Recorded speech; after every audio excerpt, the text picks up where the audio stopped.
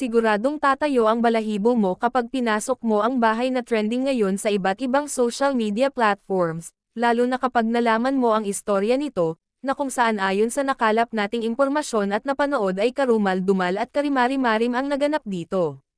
Ayon kasi sa napanood natin, parang nagkatay ng hayop ang ginawa ng mga tao dito. Masusuka ka o dili kaya'y baka isang gabi na hindi ka makakatulog kapag napanood mo ang mga ganap sa bahay dito. Ayon sa mga nakalap nating istorya, mukhang may alitan ang dalawang tribo dito na kung saan ay kinakatay ng mga ito ang kanilang kaaway at kapag may napadaan na ibang tao ay kanila na ring isinasamang kinakatay. Kung mahina ang loob mo, mabuti na lang wag mong panoorin ang naturang video.